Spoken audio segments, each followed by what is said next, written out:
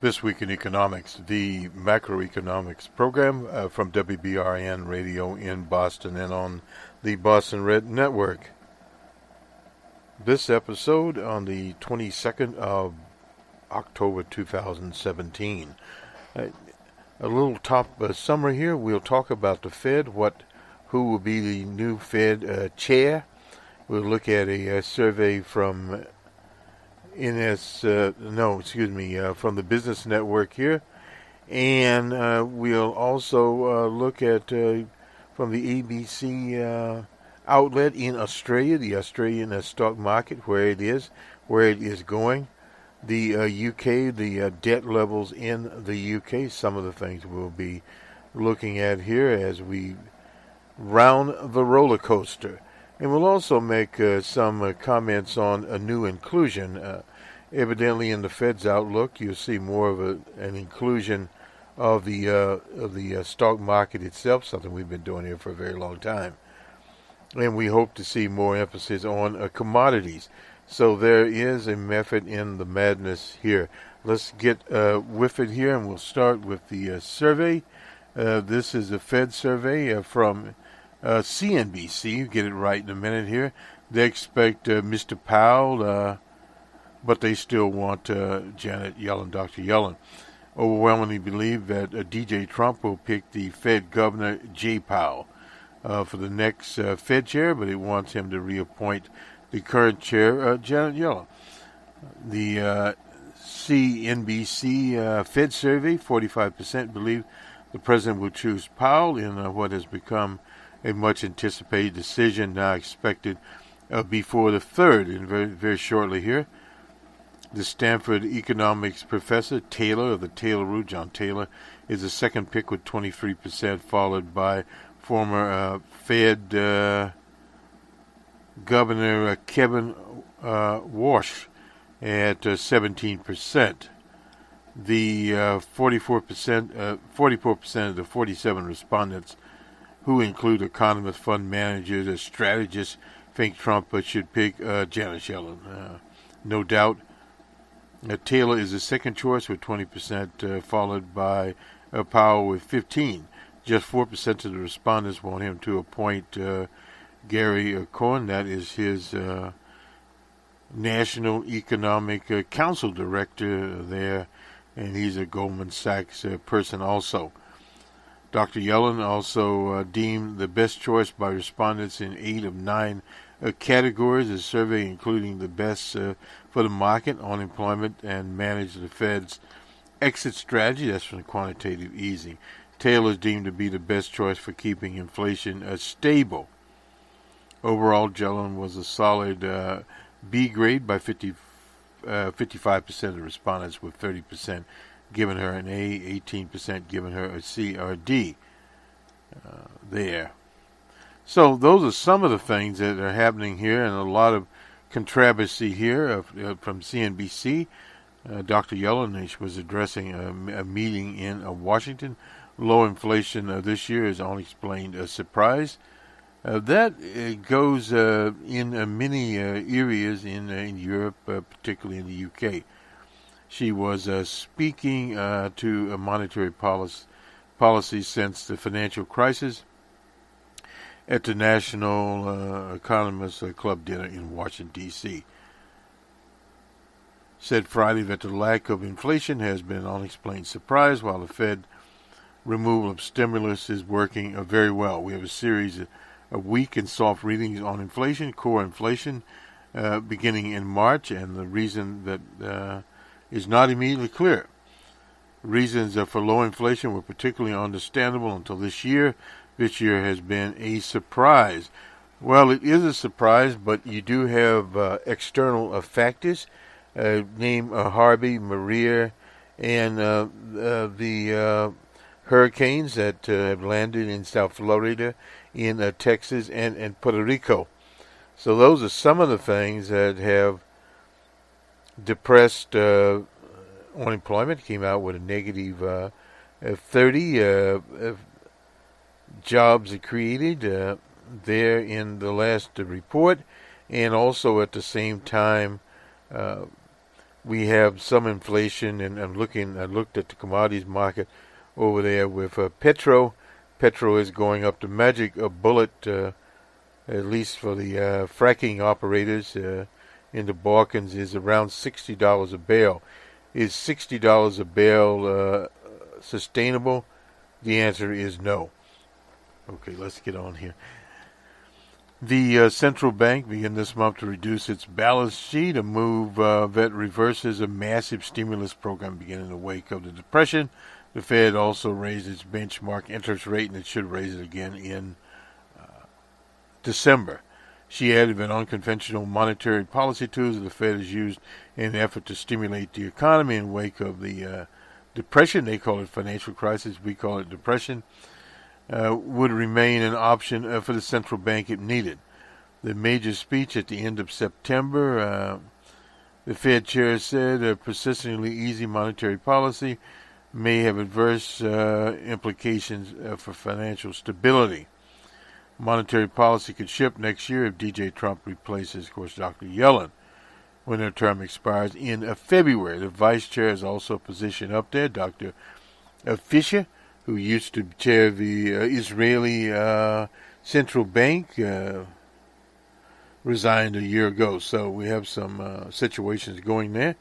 The nomination of Jerome Powell, known as Jay Powell, and John Taylor for the Taylor Rule. According to, this is the Fox News Business Report Friday. The report cited interviews with the president set to air in full on Sunday. Now, this idea of nominating both of those people, one to be the chair and one to be the vice chair, that would be a very interesting situation in itself. If he in fact nominated the Taylor Rule, these are conservative people. Make no mistake about it. Period, as to where they would go. Let me just make sure that we'll get China in here while we are here at CNBC. 6.8% for the third quarter growth, meeting expectations in China. And we went over some of these figures. This is from the National Bureau of Statistics. The third quarter growth was at 6.8%. And you can find on BRN the World, I believe it's on there, that we did the 19th Party Congress of the Chinese Communist Party, where we talked about what President Xi and his plan for China was laid out there in broad terms. Now, from Reuters, they forecast China to post a modest drop for Q2, with GDP to grow about 6.8% in July to September period. A statement from the Statistics Bureau painted a steady but positive economic development in the first 3 quarters of the year. We have benefited from, let me get this right here. Simon chronicized a global recovery in play. Exports have been quite buoyant versus last year, and it has been given China quite a bit of a buffer in terms of reducing reliance on a leverage expansion. That is from Helen Zhang, the head of the of China's equity BlackRock division there. China is still an export-sensitive market. One of the things that they have to look at when you are an export-sensitive market, you need to turn more internally. Example is the Democratic Republic of Korea. Of course, they have a lot of sanctions there under Mr. Wu, otherwise known as Rocket Man. He has been building theme parks and various local industry. Now, that has always been a big argument in a modern industrial capitalist economy, even in an emerging market or developing economy. Do you go to exports to do the trick, or do you rely upon internal, or do you rely upon a mixture of things? The BlackRock's Zeng added that China's growth is now stable, but with a better composition than before as the country continues to reduce borrowing in the corporate sector. The Statistics Bureau said Thursday that September retail sales grew 10.3% from a year ago, with a final consumption accounting for 64.5% of GDP growth in the first 3 quarters. The People's Bank of China as saying the world's second largest economy is likely to post a 7% growth in the second half of the year. So things are changing in China and the effects on the rest of the world. That said, many outside experts have long been skeptical about the veracity of China's GDP reports. Anyway, nonetheless, it's a very interesting situation. You have to benchmark it, what you get from the Bureau of Statistics of China, and you have to go at that. Now, there are things you could do, but at the same time, you have to take the benchmarks. It's sort of like various other measurements that you have. We were looking at some measurements for a podcast. Well, you can look at the measurements over time, and you can look at if the matrix change, and you get a new matrix, and then the matrix will cure or settle in. Now, there are other things you can look at there, but you will get a fairly accurate picture of what is going on. But you obviously do not want to make the mistake of comparing incorrect years when you're doing these analysis. Period. And that happens quite a bit out here. That many of the forecasts themselves are off, and they really don't do justice there. From Reuters here, the central bank chief issued a stark warning about asset bubbles in the second largest economy. In the first acceleration in annual growth, which looks to clock it, they are speaking on the sideline twice decade. This is back to the Communist Party's conference. It spoke of risks of Menke movements in the economy, referring to a sudden collapse in asset prices after long periods of growth sparked by debt and currency pressures. He referred to a theory on prices derived by the American economist. Minsky.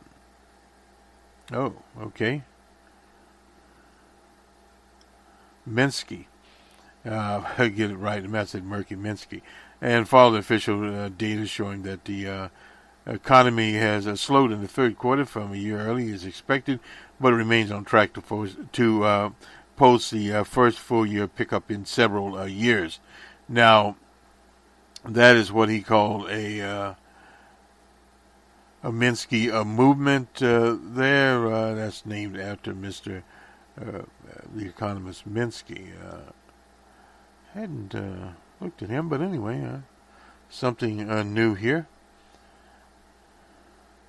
The Minsky movement is a sudden major collapse of asset value, which is part of the credit cycle or business cycle. Certain moments occur before long periods of prosperity and increased value of investments lead to increased speculation using abroad money. Now, that has happened in the U.S. Many, many times, known as the Minsky cycle, features a series of Minsky moments in which periods of stability encourage risk-taking, and that's basically what happens in the U.S. economy here. The term was coined by Paul McCulley in 1998 to describe the Russian financial crisis. We don't want to go to that one. But the Minsky moment here started the financial crisis. Now, this is the financial crisis in 2007. We call it depression. That's when Bear Stearns, all of those people went out. Macaulay dated the start of financial crisis to a Minsky moment and called the crisis a reverse Minsky journey, dated back to 2007, while others date the start to somewhere earlier, such as June of 2007, the failure of Bear Stearns. Well, we won't quibble on that, but again, that is always a problem when these economies go up. Hedge funds sometimes refer to Minsky in warnings about China's credit bubble threatening the global economy, has so far provided naysayers wrong. Well, the Chinese have a controlled economy, and they are able to react to things a little bit different. I would doubt if they really think China is in for a Minsky moment, but maybe he's trying to impress other leaders in Beijing the need to start reining in credit. Well, that is always one of the problems when you have a lot of credit out there. Of course, again, it obviously is who gets the credit. In all, growth was still on track to comfortably beat the government's target of 6.5%, which is modest there, and the rate, 6.7 was a 26-year low. But again, as the economy matures, things that do change. Data shows the Chinese bank extended more loans than expected in September, backed by demand for home buyers and companies. Household loans account for a small percentage of the total. The value jumped more than 10% to 734.9 billion yuan. The highest debt burden is an area where reform is most urgently needed, but progress has been slow. Well, again, President Xi talked about living conditions of ordinary people, and that's one thing they're trying to do, and they need to move more to that. The Chinese economy, this is a Reuters report, surprised global markets investors with robust growth so far this year, driven by a renaissance in a long ailing smokestack industry such as steel and strong demand from Europe and the U.S. And they refer back here to President Xi said China will deepen the economic and financial reforms and further open its market to foreign investors. We from this mic see the opening to foreign investors is not as important as stabilizing the internal economy. China needs to further modernize its healthcare delivery system, and of course its equitable economic distribution across levels to all of its citizens, and that is something that is harder to do if you are going into a sort of a pre-capitalist setup. But you will be able to reach that. There's no doubt about it, period. And I'm just looking at consumer prices for September. I think we've given these before during our coverage of the the Chinese Party Congress, which you can get on BR on the World, part of WBRN's broadcast. Anyway, nonetheless, the consumer price index at 1.6% year over year. Prices grew 1.7% in the cities, 1.4% in rural areas. That is respectable in today's modern economy.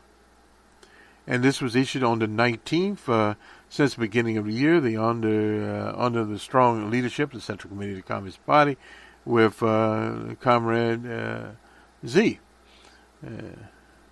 At its core, all regions and departments throughout thoroughly implemented the new concept of development, adhered to the general working guidelines of making progress while maintaining stability. That's basically the Fed's mandate in the U.S., focusing on supply-side structural reforms, appropriately expanding the arrogant demand, deepen reforms and innovations, reinvigorating real economy, guarding against and diffusing risks, something the U.S. needs to look at. Strengthen guidance on expectations. As a result, the national economy grew steadily with continuous optimizing structure and rapid growth during, new driving forces and remarkable improvement in the quality and efficiency, sustaining the momentum of stability and sound development. According to preliminary estimates here, for the first 3 quarters, 328 billion yuan a year over year. That's trillion yuan. Anyway, gains in production show momentum there. And in industrial production accelerated with optimized structure and improved efficiency. This is in general economies. The service sector maintained rapid development and business cycle index continues to grow. It increased by 8.3% year over year, 0.2% higher for the same period last year. Growth of investment in fixed assets, and this sounds basically like any report you'd get from any industrial country. In real estate development, growth stable, and the flow of space, commercial buildings for sale continue to decrease. And that is one of the big problems you have in these industrial capitalist countries, including the U.S., where you have commercial growth. It's not stable across the continuous 50 states and various regions. And, of course, you look also in the U.S. To residential real estate, which is a little bit different in the sense that there are fewer houses that would be deemed affordable out there. Now, let's look here to Australia. This is the Australian stock market from on the 21st. Rebounds. What's behind it? Can it last? What we're trying to do now is cover more markets, particularly in Asia. We have China, so now we'll go to Australia. For 8 days straight, the Australian market has risen and is now up 4% in the past 2 weeks. It has outperformed both Wall Street and global markets, which have well and truly parsed for most of the year. Anyway, it's not even the 30th anniversary of the local market's Black Tuesday showed things. Will it continue? Well, it is up. The momentum picking up as tax deals near. So far hasn't been exchanged, or the economic data remains solid when it's whether it be the U.S., China, or Australia. However, the big shift in investor sentiment may well be an increased likelihood of the tax cuts of DJ Trump. Importantly, the White House got its budget passed, an important step in parsing tax cuts without support of the opposition Democratic Party. The momentum includes four tax brackets on high-income earners, which make it a bit more palatable to the Republicans. The tax cuts in their current form would increase GDP growth at 0.5 per year and add about 200 points, or a bit under 10% to the S&P 500. And as Mr. Porcelli points out, a current investment share estimate for 2018 is around 10 to 12% growth, and are not build in any tax changes. Tax cuts are forecast to blow out the U.S. budget. Now, this is to 1.5 trillion over 10 years. So in other words, that's the deficit that would be run. Last year's deficit has been ruled off as 670 billion, which suggests there's still a fair but bit of work to get the budget balanced well. that has left. The other, of course, is the new Fed boss. That's where they address it in Australia. Jerome Powell and Taylor the Taylor.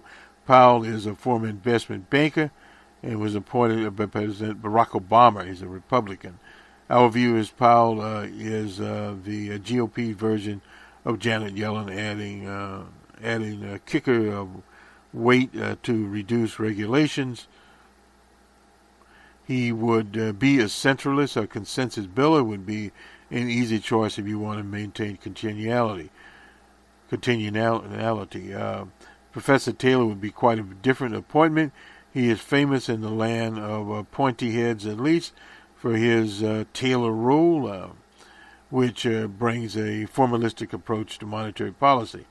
Plugging in the current data into the Taylor model, you'd see the Fed's rate at 3% rather than at 1.2%.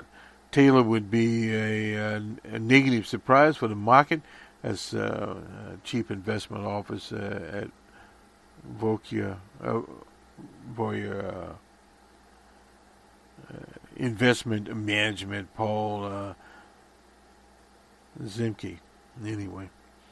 So Reuters applying rules-based policy would bring closer the risks of a recession before expansion, no doubt about it. And this is one of the things you look to. The Republicans have a history in the U.S. If you go back to Calvin Coolidge and on to Herbert Hoover, etc., bringing about depressions. Their policies brought about a severe depression in the 30s and brought about a depression in the 2007-2008. Won't quibble on which date there. But those are the kinds of policies that do not fit. They didn't fit in the 30s into modern, or at least a capitalist system that was trying to modernize. But in the 2000s, a modern capitalist system do not fit very well in it.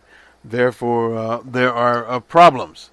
Bank shares have become cheaper again, and notably the big four have risen 2%, and 4%. These are Australian banks here, Westpac, etc. Defensive industries are popular. That is real estate. We've talked about these. Investment trusts are favored over more than any time in history.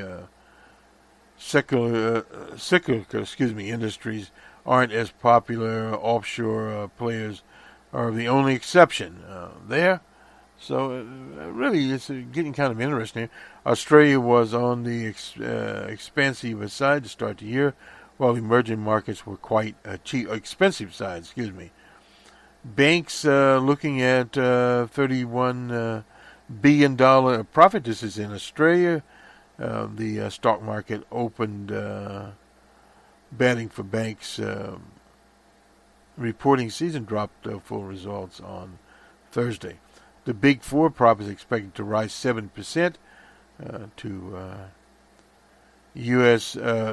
UBS, reckon important Martin anyway. They had a Treasury warned that banks that the Budget Repair Act will ultimately pass there, and putters. I think we talked a little about putters and pushes. The U.S. and the Fed, Janet Yellen being seen as a push. U.S. GDP slows and China's bosses stay put.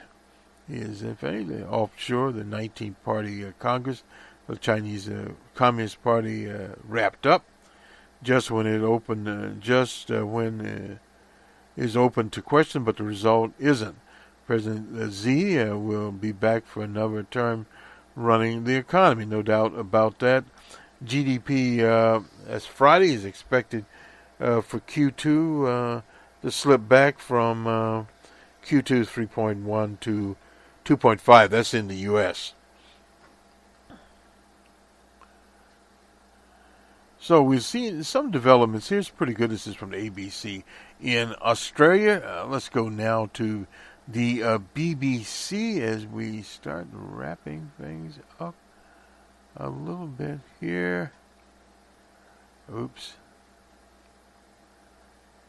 We'll wrap things up a little bit here as soon as we get to wrapping things up a little bit. Where do we go? Not the first time we've literally lost. Incidentally, Amazon has closed the bidding for a new headquarters where they're going to create 50,000 jobs, etc.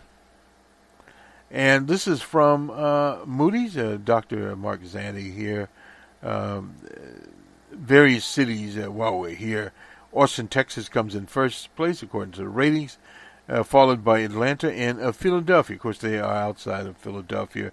Different accounts will look at it differently, as one would say here. Let's see. No.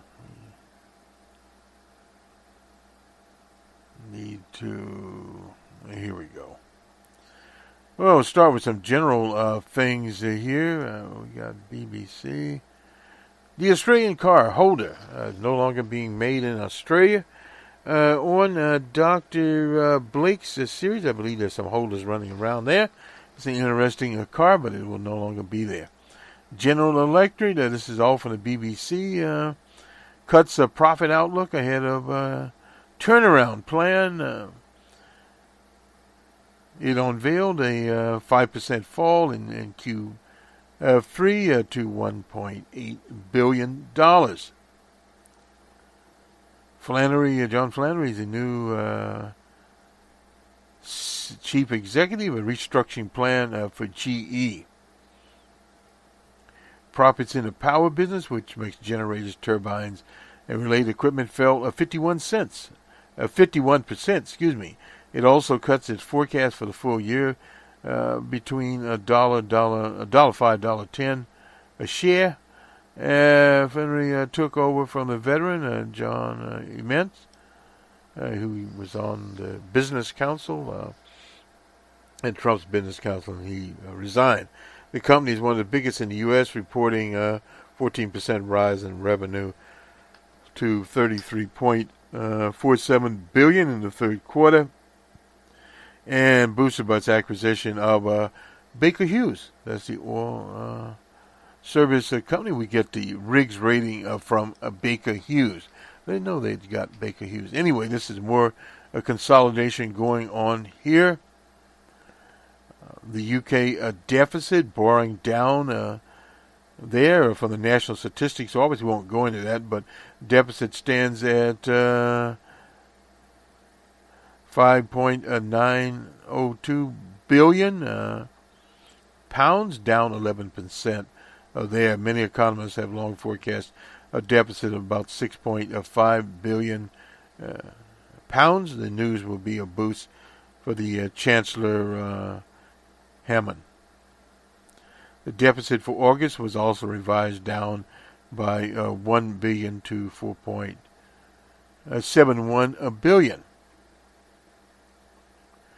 A little bit of analysis there. Austerity means reducing public spending. It isn't happening. In fact, rarely happened since the government started talking about it 7 years ago. April to September period, the central government spent $360 billion. That's about 3% more in the same period in the previous financial year. What redeems the public finances is the fact that the spirit of all other economy indicators point to a slowdown. The amount of tax collections, they call it VAT, income tax, has so far slumped. Stamp duty grew faster. What about the total debt? Well, it's now at $167.8 billion. That's a tree in there. Anyway, very similar to the U.S. We actually look at the proportion of the overall economy. It's 80% of GNP, down 0.4%. Some of the spending cuts here, lowering the borrowing.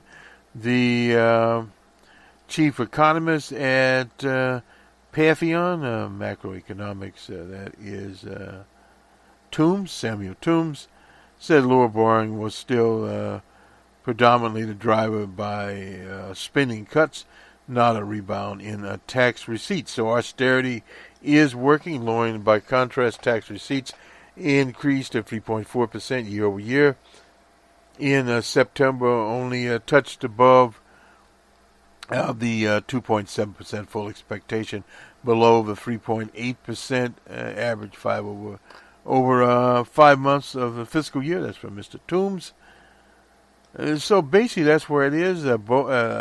He said both the half-year borrowing total and the deficit in September alone were the lowest since the beginning again of the Depression.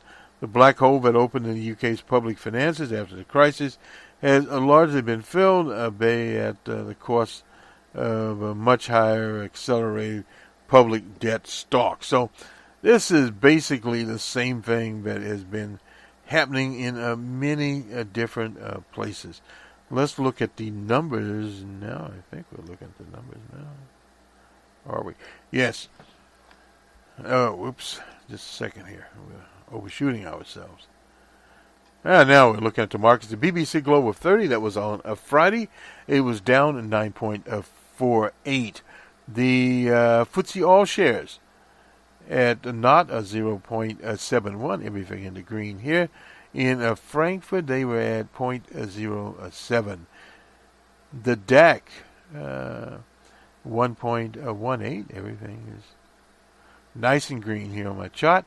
In France, they were at 4.09.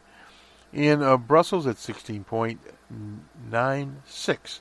In Madrid, 25.20. In Zurich, these are all on Friday, unless otherwise noted, at 3.61. In Moscow on a Friday, they were in the negative 2.80.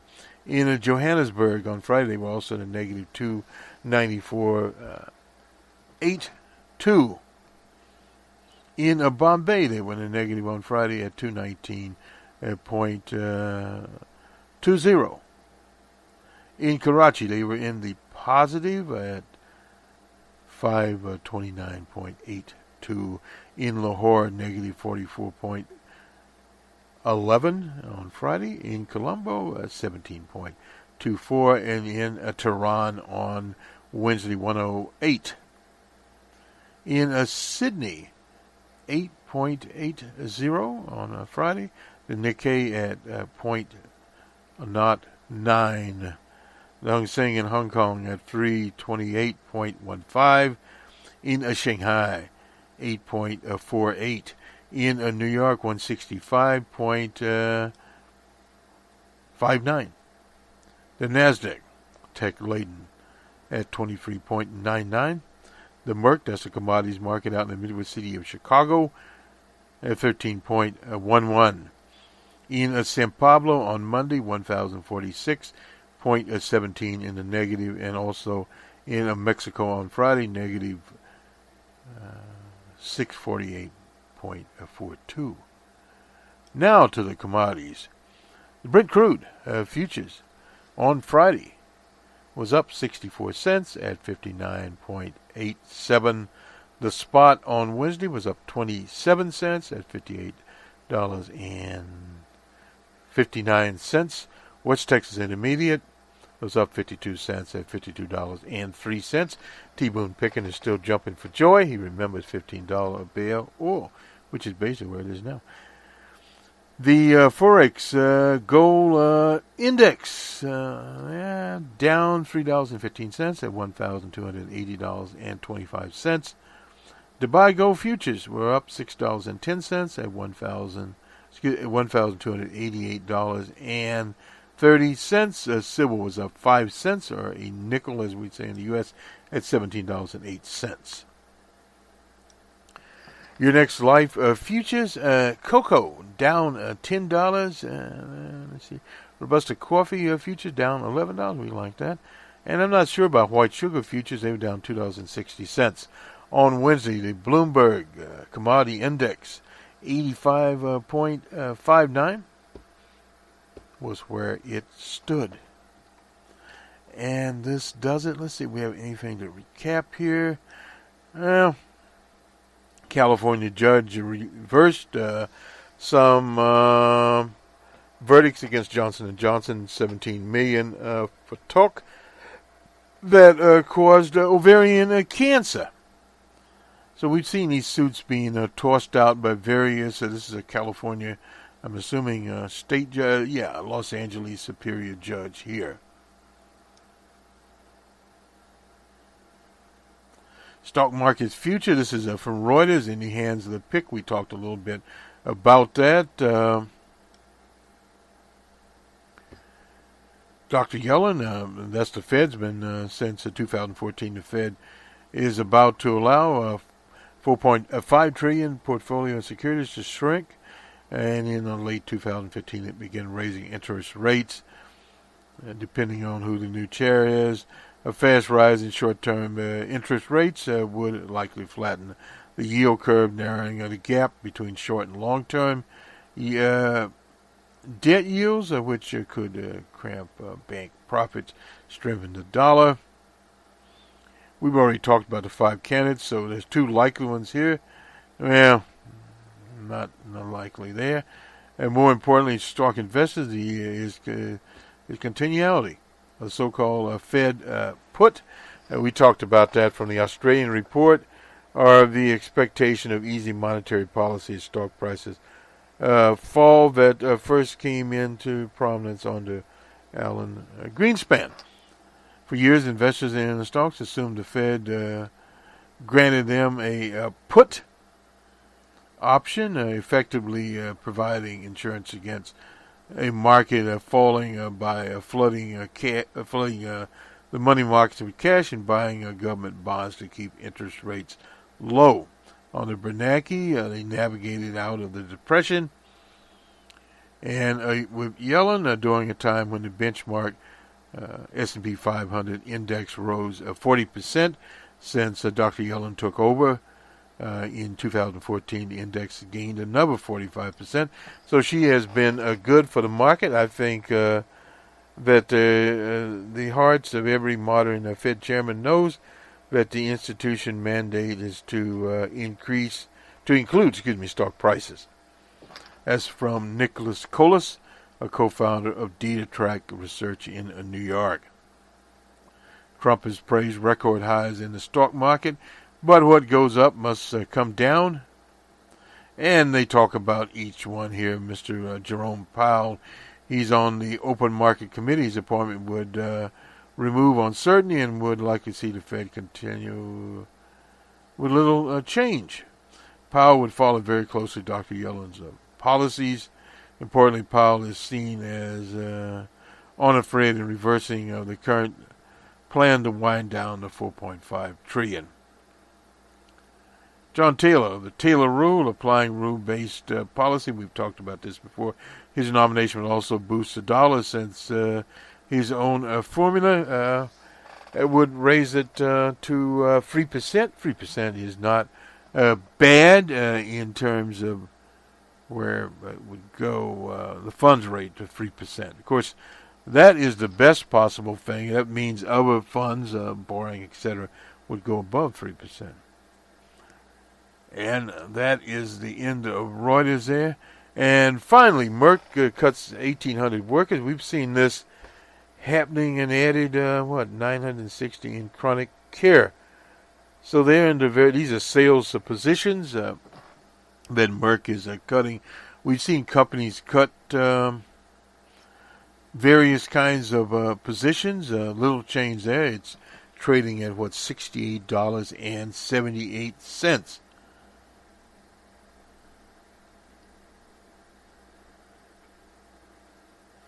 They had an anti-cholesterol drug out here, but it was disappointing. So, again, it didn't work out for Merck.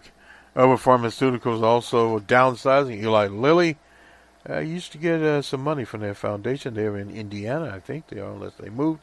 Earlier this month said it would lay off 8% of its workforce as a drug measure, which has suffered setbacks in developing blockbuster drugs. Merck said are being moved out. None of the jobs being eliminated are being moved outside the U.S. So they're contending. Anyway, nonetheless, this will do it for us.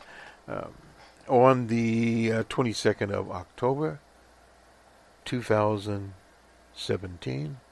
Our macroeconomics program from WBRN Radio in Boston and over the Bostonred Network and many outlets, including Stitcher, iHeartRadio, and many others. We're also getting on other markets. We're opening in Australia, and we're on iTunes. Now we're on Amazon's Echo as part of the Spreaker empire, who is taken over from a Blog Talk Radio, which you'll see us there, and they're all basically the same. A little bit confusing now, but we'll figure it out where the quote-unquote Blog Talk name goes. Will it just totally go to Spreaker? We don't know. The economics of Internet radio are constantly changing. Have a good week, everyone. For those in business, make it a productive week. For those, for the consumers, keep your eye on the prize as we get closer and closer in Q4, and the holiday season will start in earnest in November. And we'll see how pricing goes, how the holiday season goes, as all of these retailers, at least those that are left out there, will be, as they say, upping their game, if we talk in the vernacular there, to see where their rate will go. And a lot of changes being made there. Evidently, the Kmart empire is now letting consumers just simply swipe the packages on their mobile phones and then drop it off at the Kmart for returns. So a lot of returns out here, and the same thing with Amazon, etc. So one of the things to look at in the retail sector, since you're having a lot of returns, people buy things, but then people return things. So one of the things in evaluation of retail market, we used to do this, do notes on the retail market. We look at returns. In other words, if you sell $100 million worth of product, we want to know how many have been returned and how your accounting is going. Or they had to tell where you are. So we know where the market is in terms of where the consumers are. And last week we looked at the people from the University of Michigan. Consumer confidence is up. And a lot of this is based upon various assumptions put out there in the media. So we'll be following all of this. And we'll start also in our model, at least looking at how social media affects things. The $4,000 over that's 10 years, it would be added to a consumer, and it turned out to be less than 10% there. But anyway, we'll start looking at those kinds of things, how information is delivered to ordinary people, and not only ordinary people, the investor community, whether it be through BBC, Reuters, CNBC, Bloomberg, and an army of others.